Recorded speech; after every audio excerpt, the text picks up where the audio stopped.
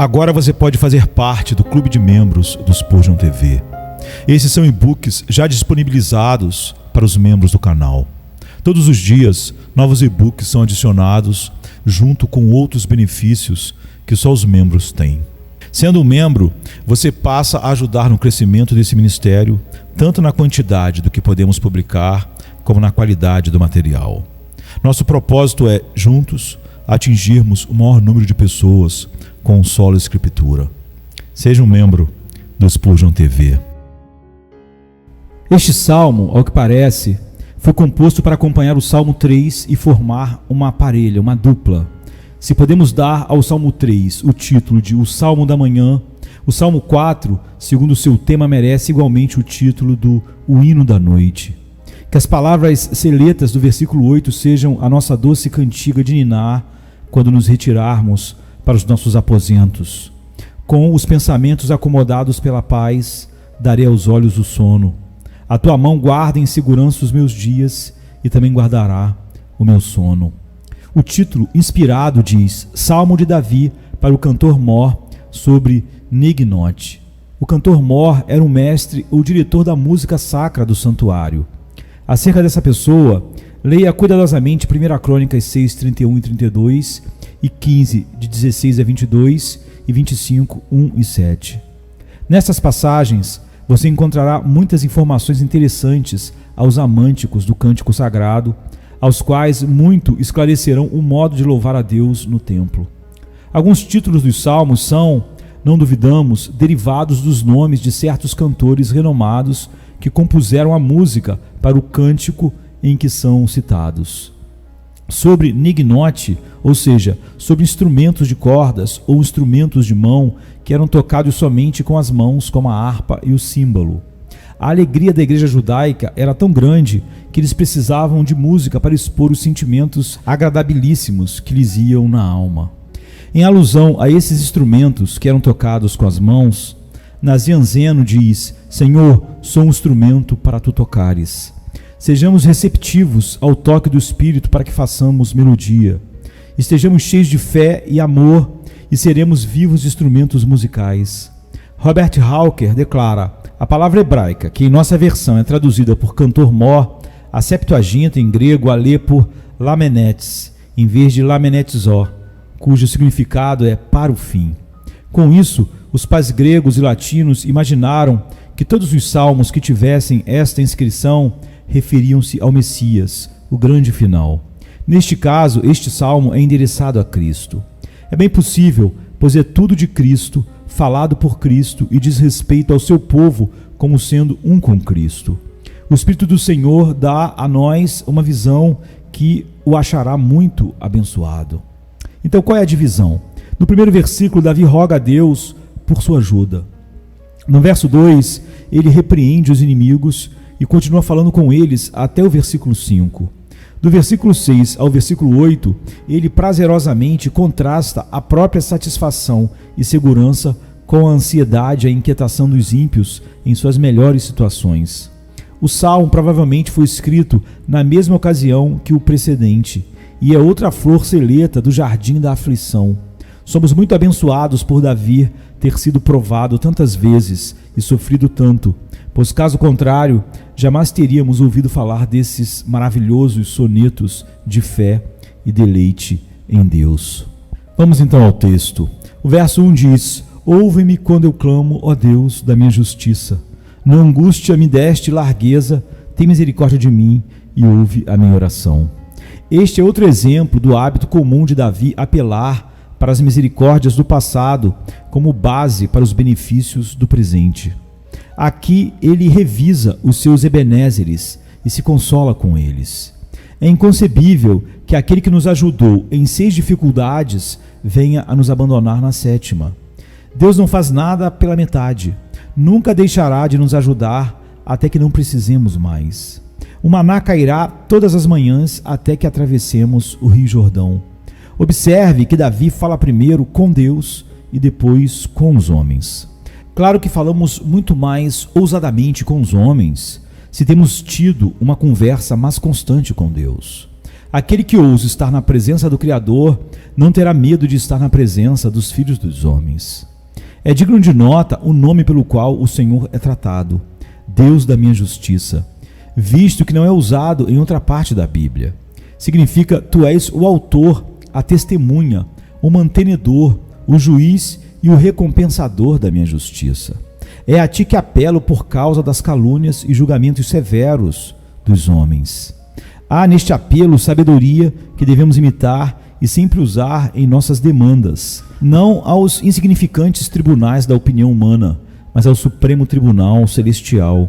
Na angústia me deste largueza. Trata-se de ilustração retirada de um exército enclausurado em uma passagem estreita por entre as montanhas, sendo duramente pressionado pelo inimigo que o cerca. Deus despedaçou as pedras e me abriu espaço. Quebrou as barreiras e me colocou em um lugar espaçoso.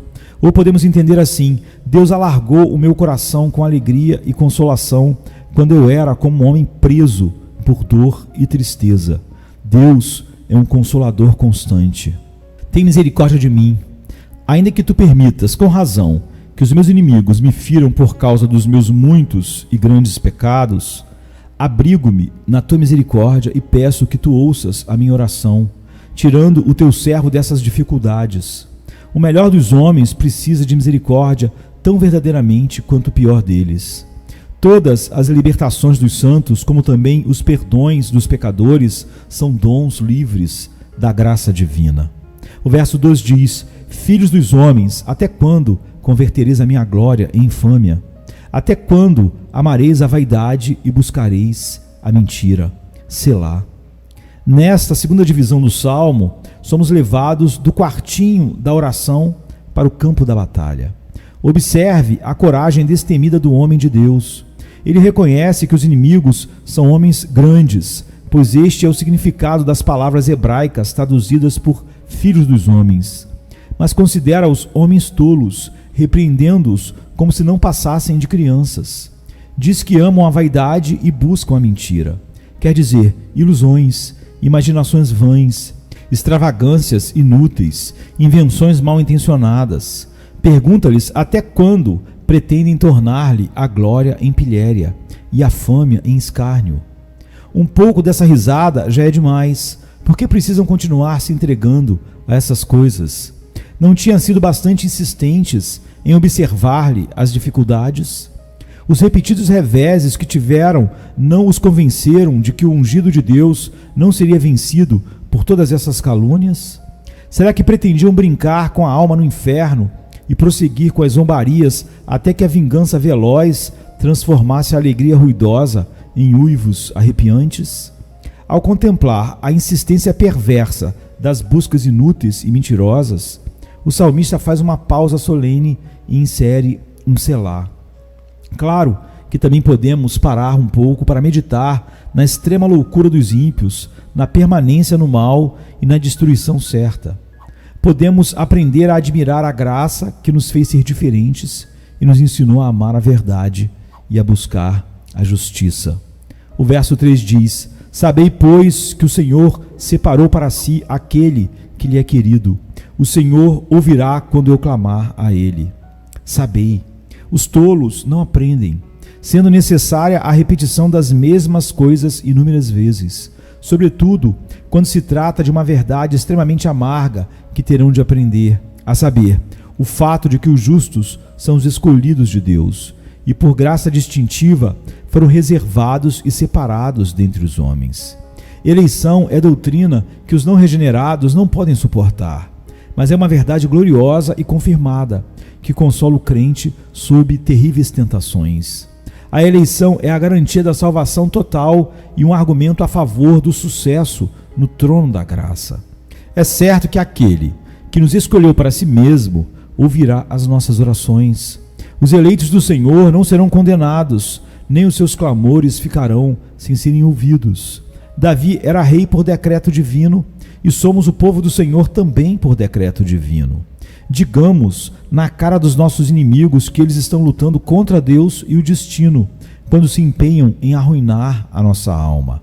Amados, quando vocês estão de joelhos, o fato de vocês serem separados como tesouro peculiar de Deus deveria lhes encher de coragem e inspiração com fervor e fé.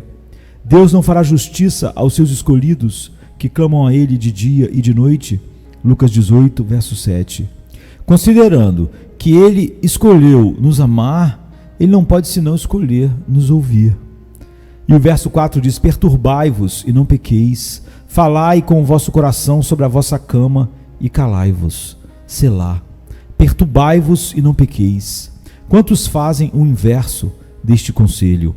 Ou seja, pecam e não se perturbam. Bom seria que os homens seguissem o conselho deste versículo e falassem com o próprio coração. Claro que a falta de reflexão deve ser uma das razões porque os homens estão tão furiosos a ponto de desdenhar de Cristo e odiar as próprias misericórdias.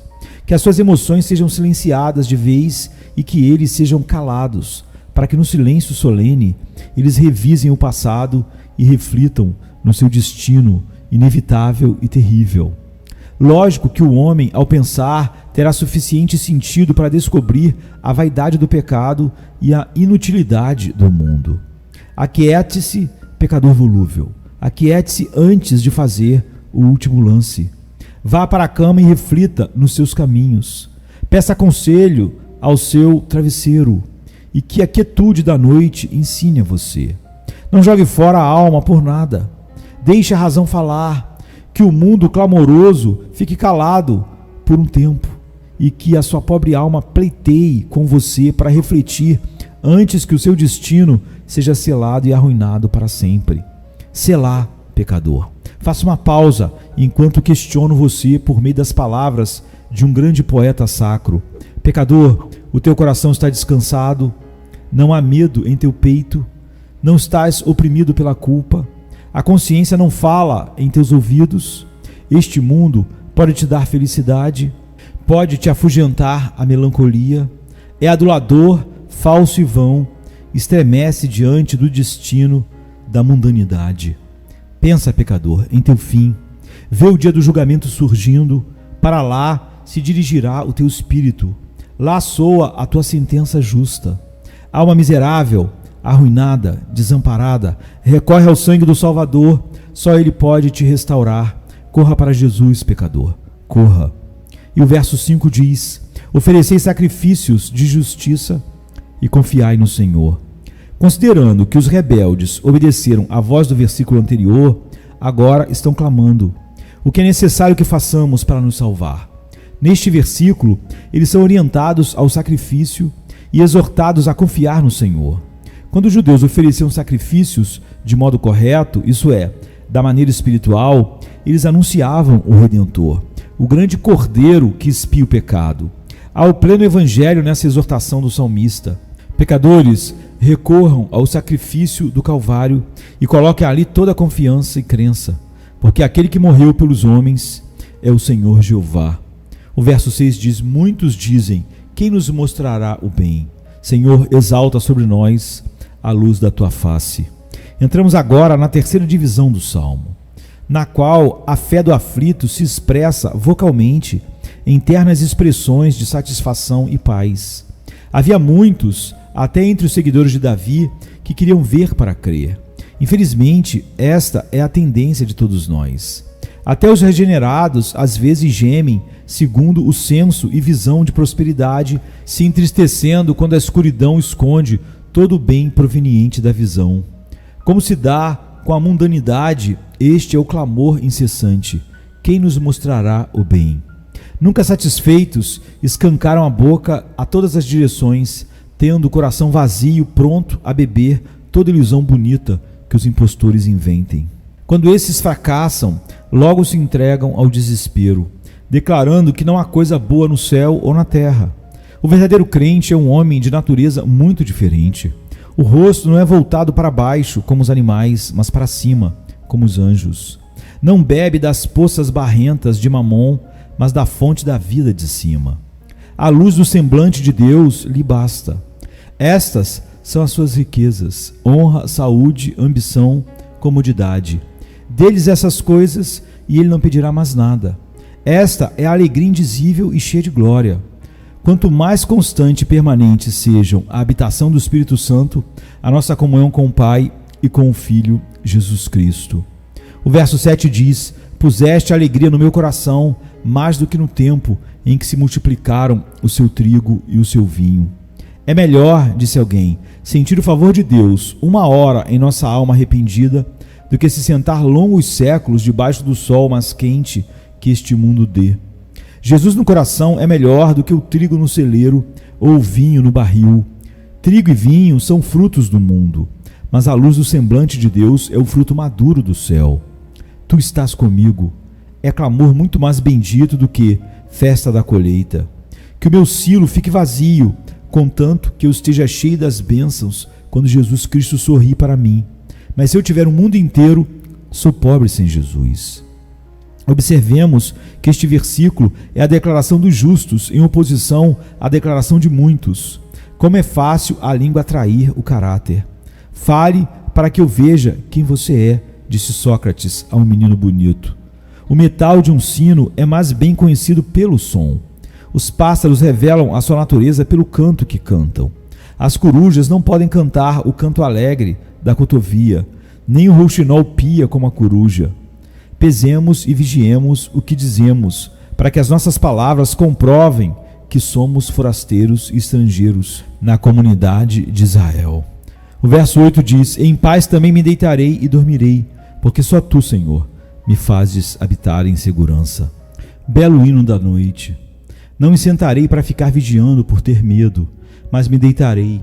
Deitado, não ficarei acordado ouvindo todo som sussurrante, mas me deitarei em paz e dormirei, pois não tenho nada a temer. Aquele que tem sobre si as asas de Deus não precisa de outra proteção. A proteção do Senhor é melhor que trancas ou ferrolhos. Homens armados guardavam a cama do rei Salomão, mas não cremos que ele dormisse mais profundamente do que o seu pai, cuja cama era o chão duro quando estava sendo perseguido por inimigos sedentos de sangue. Observe a palavra só, que significa que Deus era o único e exclusivo guarda do salmista. Embora estivesse sozinho, sem a ajuda dos homens, ele estava sendo bem guardado porque estava sozinho com Deus. A consciência tranquila é boa companheira de cama. Quanto de nossas horas insones poderiam ser determinadas à falta de confiança e mentes perturbadas? Dorme profundamente quem tem a fé a niná-lo para dormir. Não há travesseiro tão macio como uma promessa, nem cobertor tão quente como um interesse garantido em Cristo. Senhor, dá-nos esse descanso tranquilo em Ti, para que, como Davi, deitemos em paz e durmamos todas as noites que vivermos, e que deitemos alegremente no momento aprazado para dormir na morte e descansar em Deus. A reflexão de Robert Hawker sobre este salmo é digna de ser a nossa oração e incentivo com prazer santo. Não podemos deixar de transcrevê-la. Querido, nunca percamos de vista o Senhor Jesus quando lermos este salmo. Ele é o Senhor, justiça nossa. Todas as vezes que nos aproximarmos do propiciatório, cheguemos com uma linguagem correspondente à que diz que Jesus é o Senhor, justiça nossa. Enquanto os homens do mundo buscam o seu bem principal, desejamos o favor divino que infinitamente transcende ao trigo e vinho e todas as coisas boas que perecem pelo uso. Senhor, a tua benignidade é melhor do que a vida, diz o Salmo 63, verso 3. Tu fazes que os que te amam herdem coisas substanciais e enches todos os seus depósitos. Tu, Deus e Pai cheio de graça, separaste de maneira maravilhosa um de nossa natureza para ti mesmo. Tu realmente escolheste um do povo. Tu o viste na pureza da sua natureza como alguém piedoso em todos os aspectos. Tu o deste como aliança do povo. Tu declaraste que te comprases nele, que a minha alma se compraza também nele. Agora sei que o meu Deus e Pai me ouvirá quando eu clamar em nome de Jesus, e quando o observo em busca de aceitação por causa de Jesus. O meu coração está firme, ó Senhor, o meu coração está firme. Jesus é a minha esperança e justiça. O Senhor me ouvirá quando eu clamar. Daqui em diante me deitarei em paz e dormirei em segurança em Jesus. Em Jesus aceito e recebido, em Jesus recebido no amado. Pois este é o descanso, dai descanso ao cansado, e este é o refrigério, como diz Isaías 28:12. Agora queremos olhar algumas declarações importantes sobre esse salmo de grandes homens de Deus. O verso 1 diz: ouve-me quando eu clamo, ó Deus da minha justiça. Na angústia me deste largueza. Tem misericórdia de mim e ouve a minha oração. A fé é um bom orador e um nobre disputador em um dilema. Pode argumentar sobre a prontidão de Deus em ouvir. Ouve-me quando eu clamo, ó Deus. Sobre a justiça eterna dada ao homem na justificação da sua pessoa, ó Deus da minha justiça. Sobre a constante justiça de Deus em defender a justiça da causa do seu servo, ó Deus da minha justiça. Sobre as angústias do presente e do passado, pelas quais ele passou, e das antigas misericórdias recebidas. Na angústia me deste largueza. E sobre a graça de Deus, que responde todas as objeções da indignidade e desmerecimento do homem. Tem misericórdia de mim e ouve minha oração. David Dixon, 1653. O verso 1 diz: ouve-me. O grande Criador da natureza e de todas as coisas não faz nada em vão. Não instituiu esta lei e, se me permite expressar, a habilidade de oração como uma coisa vã e insuficiente, mas dota-a de eficácia admirável para produzir as maiores e mais felizes consequências. Ele a tornaria a chave pela qual se abririam todos os tesouros dos céus. Construiu-a como uma máquina poderosa pela qual, com um trabalho fácil e agradável, afastamos de nós as maquinações mais medonhas e infelizes do inimigo. E com igual facilidade atraímos para nós o que é muito propício e vantajoso. O céu, a terra e todos os elementos obedecem e ministram as mãos que frequentemente se erguem ao céu em oração fervorosa. Todas as obras, e até as mais e maiores do que estas, todas as palavras de Deus a obedecem. Nas Escrituras são bem conhecidos os exemplos de Moisés e Josué. Tiago particularmente menciona Elias, a quem chama expressamente por homem sujeito a fraquezas semelhantes às nossas, para que servisse de ilustração da força admirável da oração, pela fraqueza comum e humana da pessoa por quem é oferecida, como está em Tiago 5,17. É bem conhecida e pertinentemente célebre a legião cristã sob as ordens de Marco Aurélio, a qual, para condizer com o ardor e eficácia singular das suas orações, obteve um nome que significa a Legião Trovejante. Robert Langton, arcebispo de Glasgow, 1611-1684. O verso 2 diz: filhos dos homens, até quando convertereis a minha glória em infâmia? Até quando amareis a vaidade e buscareis a mentira? Selá.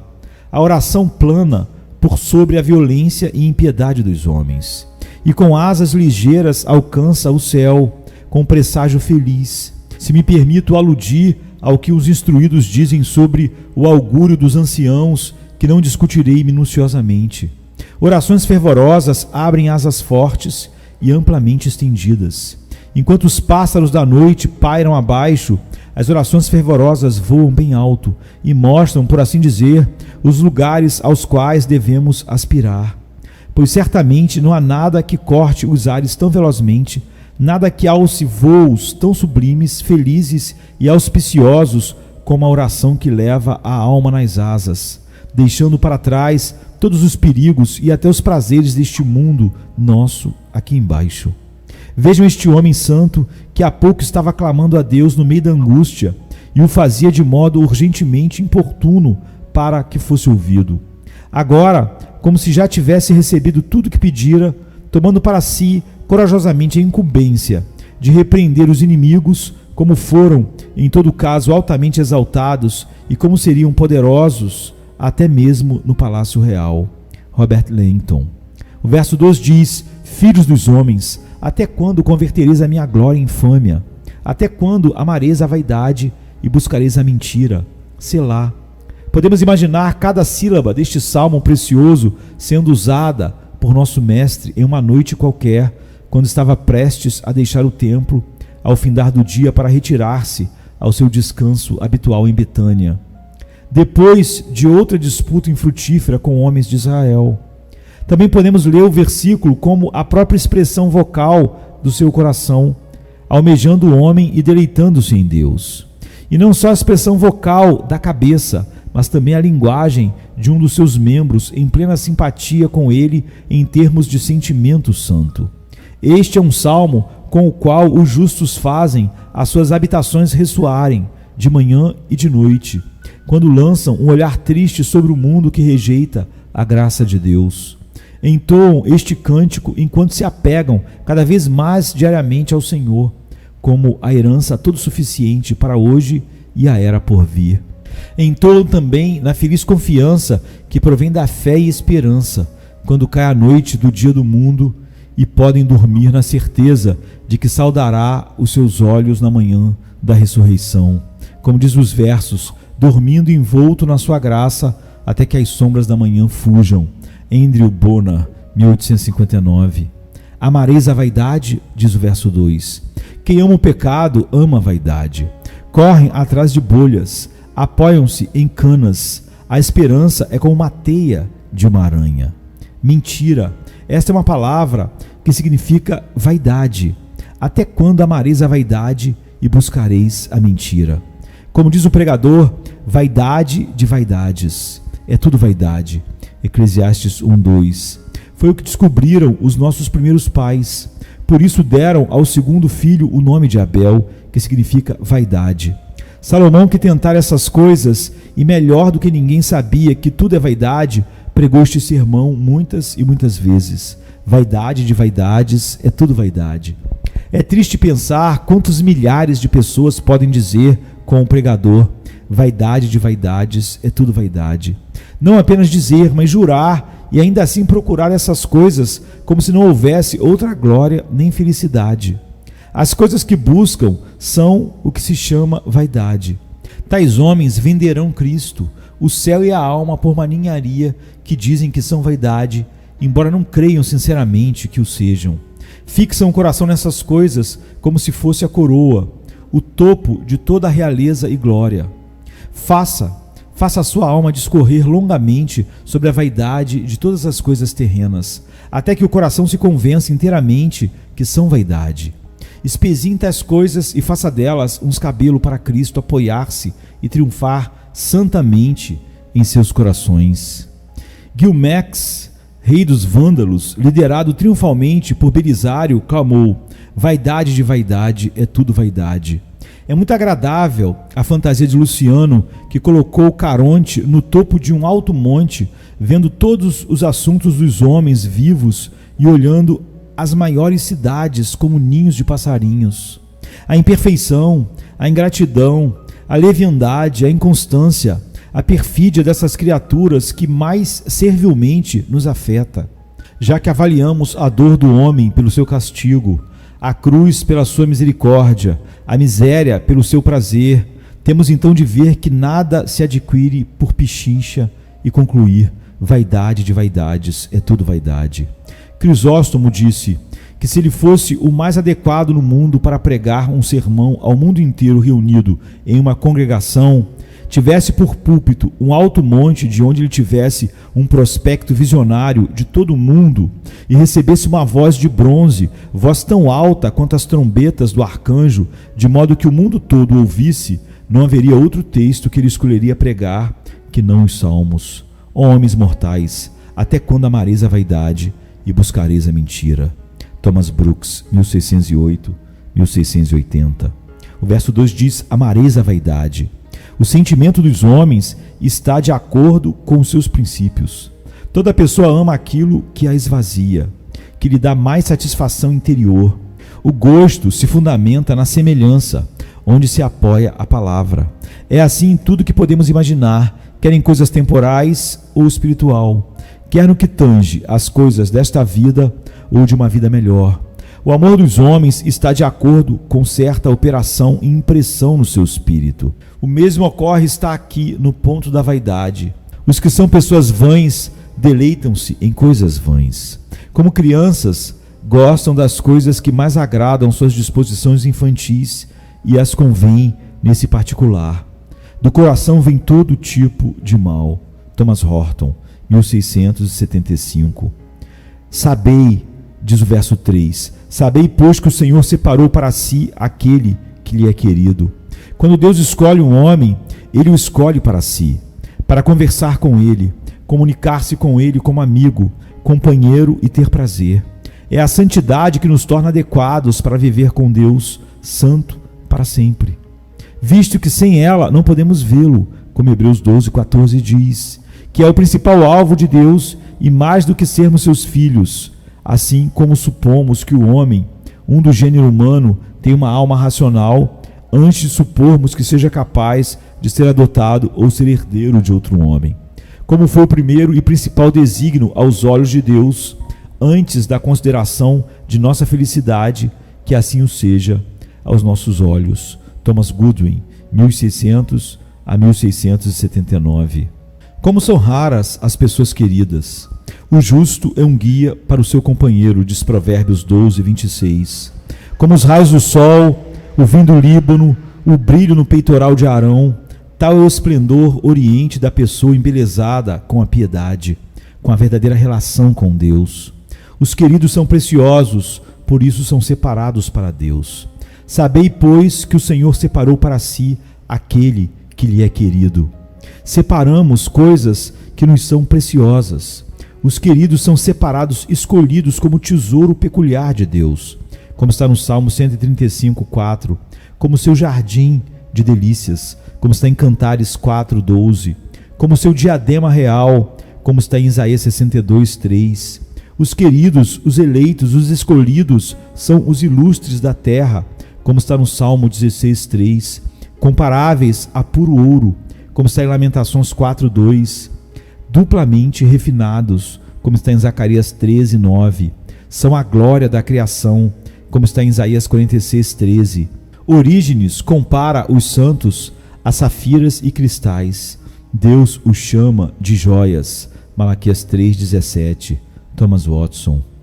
O verso 3 ainda diz: o Senhor ouvirá quando eu clamar a Ele. Lembremos que a experiência de um dos santos concernente à verdade das promessas de Deus e da certeza dos privilégios escritos do povo do Senhor é uma prova suficiente do direito que todos os seus filhos têm às mesmas misericórdias e base de esperança, que eles também participarão delas em tempos de necessidade. David Dixon, 1653. O verso 4 diz: perturbai-vos e não pequeis.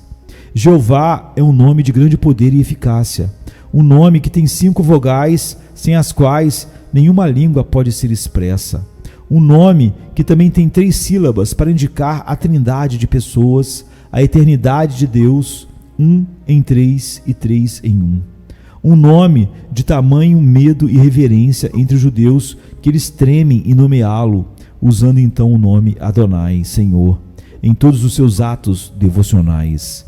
Assim, cada um de nós deve perturbar-se e não pecar, não tomando o nome do Senhor em vão, mas cantando louvores e tributos para lembrar, declarar, exaltar, elogiar e bendizer esse nome, pois é santo e venerável, único, digno e excelente é o seu nome.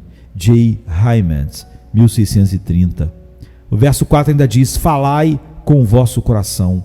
A linguagem é semelhante ao que usamos quando queremos dizer para a pessoa fazer um julgamento correto e equilibrado. Use o seu bom senso. Albert Barnes. Se na solidão você não se exercitar na piedade, acostume-se a monólogos, ou seja, conferencie-se com você mesmo. Nunca fique ocioso quem tem tanto a tratar com a própria alma. Esta era uma resposta famosa que Antístenes dava quando lhe perguntavam que frutos ele colhia com todos os seus estudos.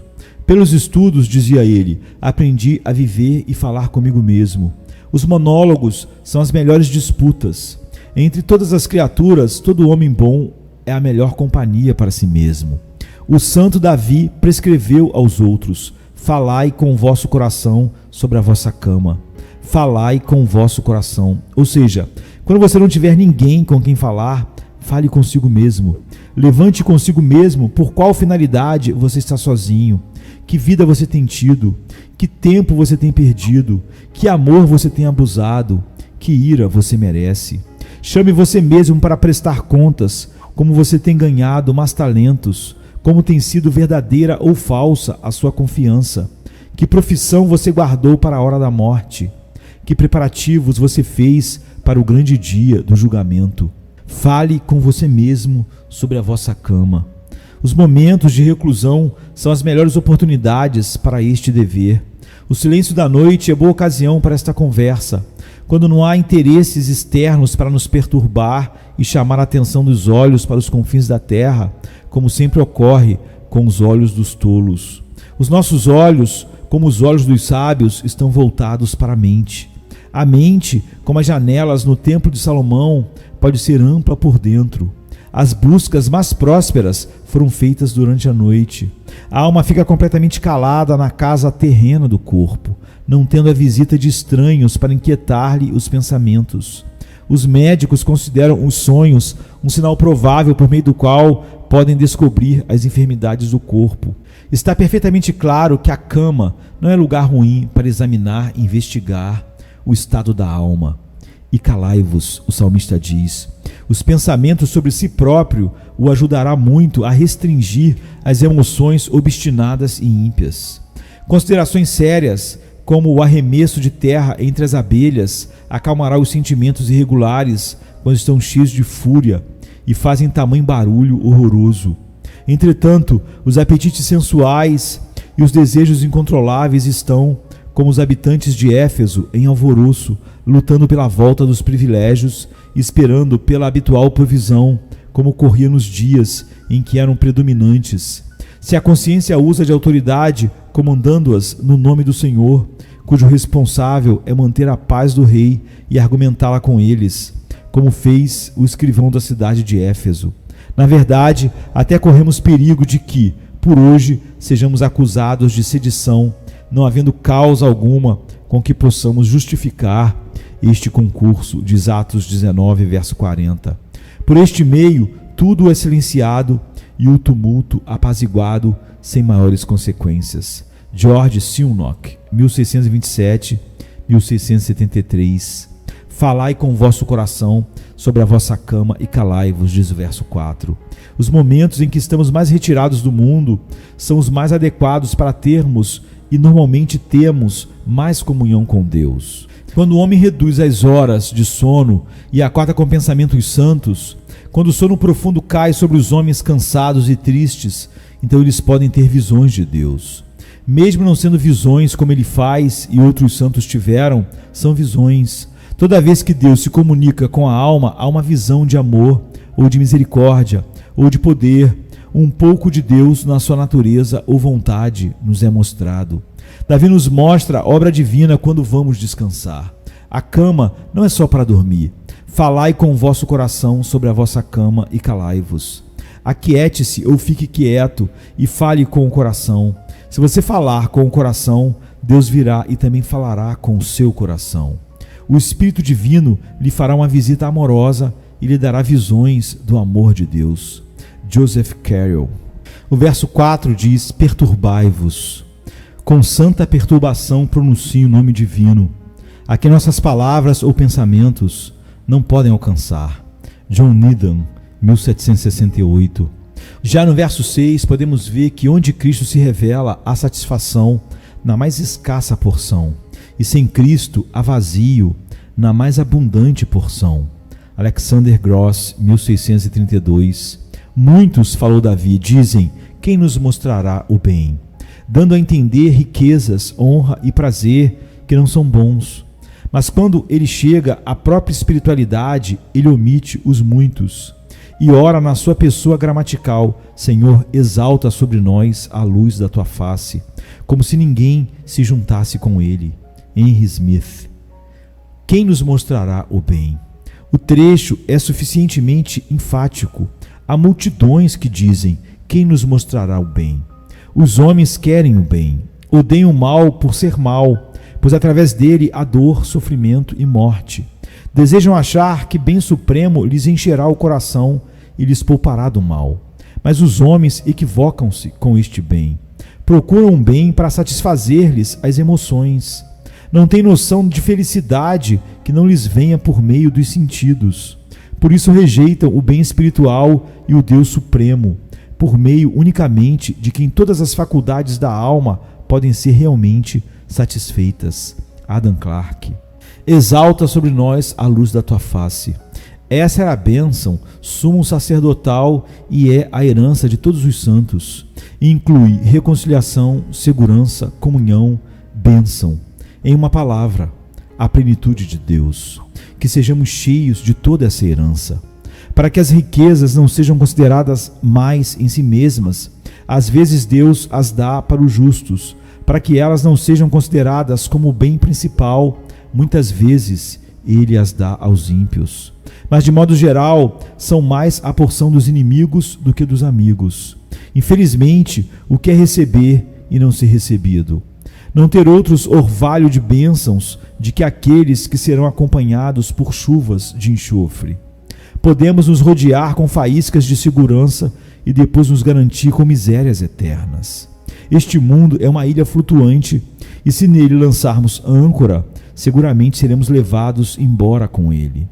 Deus e tudo o que Ele fez não são mais que Deus sem qualquer coisa que Ele fez. Ninguém que tenha uma mina de ouro pode desejar riquezas. Ele se basta para si mesmo, sem a criatura, mas a criatura não é nada sem Ele. É melhor desfrutá-lo sem outra coisa do que desfrutar todas as coisas sem Ele. É melhor ser um vaso de madeira cheio de vinho do que um vaso de ouro cheio de água. William Seeker, 1660. Que loucura e estupidez os queridos do céu invejarem os homens do mundo, que na melhor das hipóteses se alimentam das migalhas que caem da mesa do Senhor. As coisas temporais são os ossos, as espirituais são o tutano. Está abaixo de os homens invejarem os cachorrinhos por causa dos ossos? Não é muito mais baixo de os cristãos invejarem os outros pelas coisas temporais quando eles mesmos desfrutam das coisas espirituais? Thomas Brooks. Puseste alegria no meu coração, diz Davi no verso 7. As consolações que Deus reserva para os que choram são consolações que enchem, satisfazendo-os. O Deus de esperança vos encha de todo gozo, diz Romanos 15:13. Pedi para que a vossa alegria se cumpra e ela seja completa, está em João 16:24. Quando Deus derrama as alegrias do céu, elas enchem o coração fazendo-o transbordar. Estou transbordante de gozo, de 2 Coríntios 7:4. Em grego é eu transbordo de alegria, como um copo que está cheio de vinho até que transborde. As consolações externas não enchem o coração mais do que um triângulo enche um círculo. As alegrias espirituais satisfazem. A minha alma se fartará como de tutano e de gordura, e a minha boca te louvará com alegres lábios. Salmo 63, verso 5. Puseste alegria no meu coração, o texto diz aqui. As alegrias do mundo põem alegria no rosto, mas o Espírito de Deus põe alegria no coração. As alegrias divinas são alegrias do coração.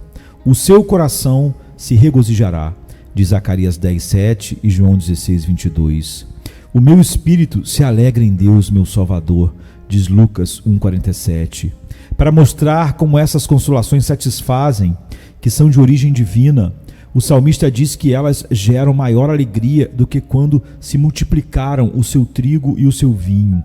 Vinho e óleo podem alegrar, mas não satisfazem. Têm a sua vacuidade e indigência. Podemos dizer, como consta em Zacarias 10, verso 2, que com vaidade consolam.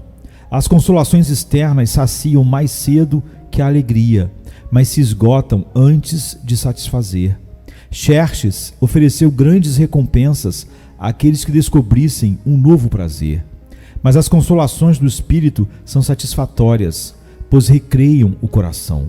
As tuas consolações reanimaram a minha alma, diz o Salmo 94, verso 19. Há muita diferença entre as consolações divinas e as terrenas, quanto há entre um banquete que é comido e a pintura de um banquete na parede. Thomas Watson. No verso 8 vimos também como a Bíblia diz que o lavrador, tendo lançado a semente à terra, dorme e se levanta de dia ou de noite. A semente brota e cresce, não sabendo ele como está em Marcos 4, 26 e 27. Do mesmo modo, tendo o homem bom lançado pela fé e oração os seus cuidados em Deus, descansa de noite e de dia. É muito fácil, pois ele deixa que o seu Deus faça todas as coisas para ele, de acordo com a santa vontade divina. Matthew Henry. Quando você anda com Deus de manhã até a noite, deduz-se que você concluiu bem o dia no momento em que você se dá ao descanso à noite. Portanto, em primeiro lugar, rememore e tenha uma visão fixa da sua postura mantida ao longo do dia. Corrija o que você achar que esteja errado. Alegre-se ou entristeça-se quando descobrir que fez algo bom ou ruim, ou seja, algo que glorificou ou não a Deus, ao aumentar ou diminuir em graça naquele dia. Em segundo lugar, você não pode dormir em segurança se Deus, que é o seu guardião, como está no Salmo 121, 4 e 5, não guardar e vigiar você, como está no Salmo 127, 1. Embora você tenha Deus para vigiar você enquanto você dorme, não há como estar seguro se aquele que vigia for o seu inimigo. Portanto, é muito conveniente que à noite você renove e confirme a paz com Deus através da fé e oração, recomendando e entregando-se ao ensino de Deus através da oração, como está no Salmo 3, 4 e 5 e no Salmo 92, 2, com ações de graças antes de deitar-se. Então você se deitará em segurança, como diz o Salmo 4, verso 8. Tendo feito isso, enquanto estiver despindo-se, deitando-se e acomodando-se na cama, antes de dormir, é bom você falar com o seu coração, como está aqui no Salmo 4, 4. Se puder dormir meditando nas coisas espirituais, então o seu sono será mais suave, como diz Provérbios 3, 21, 24 e 25, e mais seguro, como diz Provérbios 6, 21 e 22. Os sonhos serão menos frequentes ou mais confortáveis. A cabeça estará mais cheia de bons pensamentos, como diz Provérbios 6, 22, e o coração estará em melhor disposição quando você acordar, quer à noite ou pela manhã. Henry Scudder, 1633. Temos de nos retirar por certo tempo da agitação das palavras e da hostilidade aberta dos inimigos, aconchegando-nos na quietude e privacidade do quarto. Aqui também encontramos o eu vou da confiança. Em paz também me deitarei e dormirei, porque só tu, Senhor, me fazes habitar em segurança. Deus nos é revelado na ação de exercer cuidado pessoal no quarto silencioso.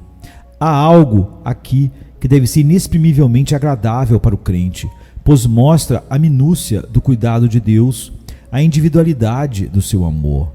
O quanto que condescende, inclina-se e age não só nas grandes esferas, mas também nas pequenas. Atua não só onde se alcança a glória proveniente de grandes resultados, mas também onde nada se obtém, exceto a gratidão e o amor da criatura fraca e pobre, cuja vida foi protegida e preservada no período de desamparo e sono. Como seríamos abençoados se reconhecêssemos mais prontamente a presença de Deus no silêncio do quarto, se pensássemos nele como alguém que está presente durante todas as horas de doença, cansaço e dor, se acreditássemos que o interesse e cuidado divino estão tão concentrados no crente débil quanto no seu povo quando está no mais amplo campo de batalha da agitação de palavras. Há algo inexpressivelmente tocante neste deitarei do salmista. Ao deitar-se, ele voluntariamente abriu mão da autoproteção, entregando-se às mãos de outro. Entregou-se tão inteiramente que, na ausência de ter cuidado, ele dormiu. Vemos aqui a confiança perfeita em ação. Muitos crentes se deitam, mas não dormem. Talvez se sintam suficientemente seguros no que tange à preocupação do corpo, mas os cuidados e ansiedades lhes invadem a privacidade do quarto de dormir. Sentem que a fé e a confiança lhes são tentadas, ameaçadas, amedrontadas, afugentadas.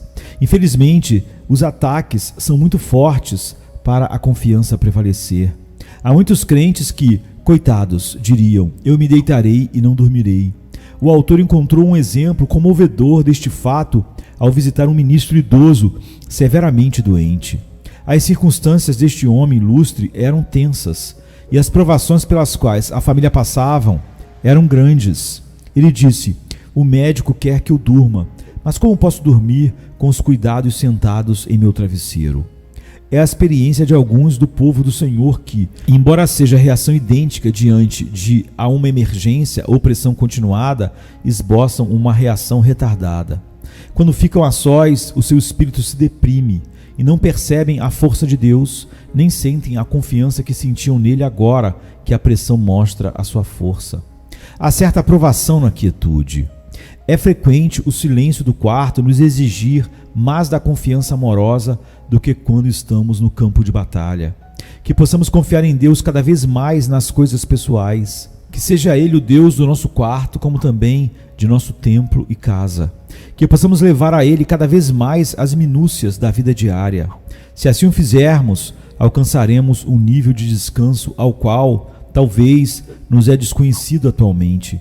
Teremos menos medo do quarto do doente e sentiremos a mente tranquila que leva rapidamente ao repouso do corpo e da alma. Devemos dizer: eu me deitarei e dormirei, porque deixo o amanhã com Deus. O irmão de Ridley ofereceu-se para ficar com ele durante a noite que precedeu o martírio dele, mas o bispo recusou, dizendo que ele queria ir para a cama e dormir tão profundamente quanto sempre fez na vida. Philip Bennett, 1862. A pertinente observação da providência gerará e garantirá a tranquilidade interior em meio às vicissitudes e à agitação das coisas neste mundo vão e instável. Em paz também me deitarei e dormirei, porque só tu, Senhor, me fazes habitar em segurança. Ele decide que o medo incrédulo dos acontecimentos da vida não lhe roubará a quietude interior, nem lhe torturará os pensamentos com presságios inquietantes. Ele entregará todas as suas preocupações aos cuidados fielmente paternais que até aqui tomou conta de todas as coisas para ele. Não é seu propósito perder o conforto de uma noite de descanso, nem trazer o mal de amanhã para o hoje. Mas sabendo em que mãos ele estava, ele sabiamente desfruta a doce felicidade de uma vontade rendida. Agora, esta tranquilidade mental é tanto gerada quanto conservada pela devida consideração da providência como por qualquer outra coisa. John Flavel, 1627-1691. Feliz é o cristão que, tendo todas as noites este versículo, entrega-se à cama como à sepultura, pois por fim, com as mesmas palavras, se resignará à sepultura como a cama da qual ele crê que se levantará no devido tempo para cantar o hino da manhã com os filhos da ressurreição. George Home, 1776. E dormirei, diz o verso 8. Como era abençoado o sono que o inocente Salvador teve. Em vão os ventos da tempestade sopraram, até que ele acordou com a aflição dos outros e silenciou as ondas para voltar a descansar. Como é agradável o sono que o cristão tem. Ó lamentadores, parem de afligir-se, enquanto gostosamente no peito do Salvador os justos se entregam ao descanso infinito. Agora quero deixar algumas sugestões para meditação e aprofundamento. O verso 1 está cheio de temas para sermão. As misericórdias do passado servem de argumento para buscar a ajuda no presente, por exemplo. A primeira frase mostra que os crentes desejam, esperam e creem em um Deus que ouve as orações. O título Deus da minha justiça fornece um texto. A última frase sugere um sermão. O melhor dos santos ainda tende a apelar para a misericórdia e graça soberana de Deus. No verso 2, vemos a depravação do homem se mostra pela permanência, 1. Em menosprezar a Cristo, 2. Em amar a vaidade no coração e 3. Em buscar a mentira na vida diária. No verso 2 temos também a extensão do pecado do pecador. Quanto tempo? Pode ser limitado pelo arrependimento, será restringido pela morte e ainda continuará na eternidade se não houver uma transformação aqui. No verso 3 vemos a eleição, os seus aspectos para com Deus, com os nossos inimigos e conosco mesmo. E ainda, o Senhor ouvirá quando eu clamar a Ele. Respostas à oração garantidas para as pessoas especiais. Destaque as pessoas que podem reivindicar este favor. E no 3 ainda, o separatista gracioso. Quem é ele? Quem o separou? Com que fim? Quem é que elege e escolhe?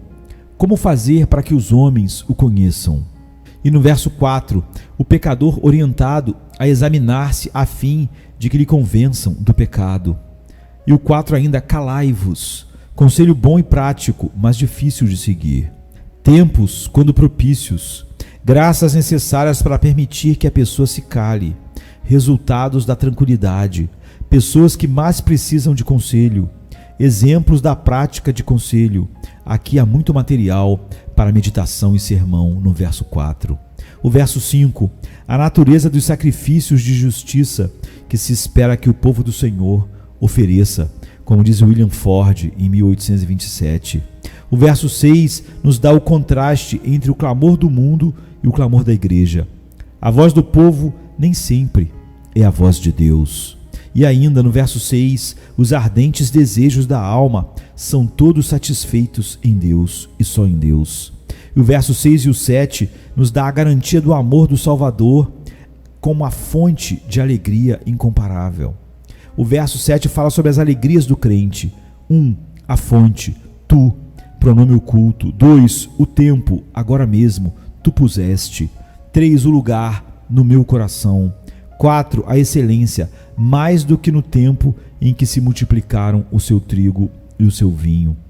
Outra sugestão de excelente tema no verso 7, a superioridade das alegrias da graça em relação às alegrias da terra, ou dos tipos de prosperidade, qual deve ser a mais desejada. Já no verso 8, vemos a paz e segurança do homem regenerado. Vemos o dormitório para os crentes, uma canção vespertina para cantar no quarto e um guarda para guardar a porta. A boa noite do cristão é o que nós vemos.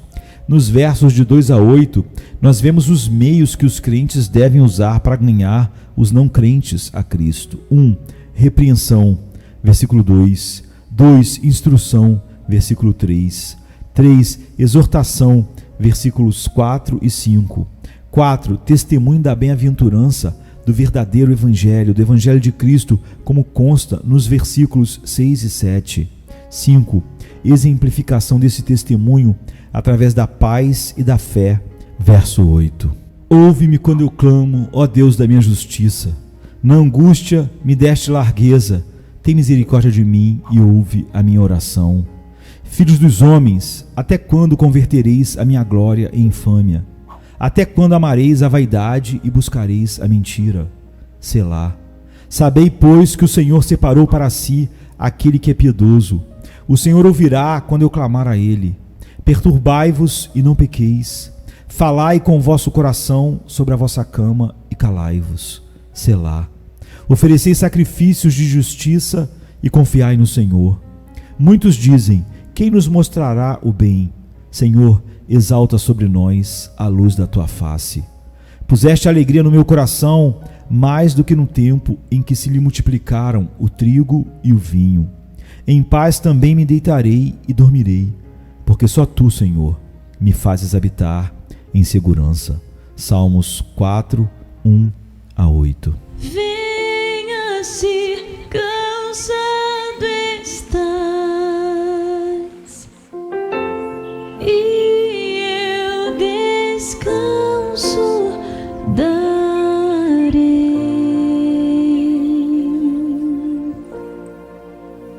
Tu descansarás.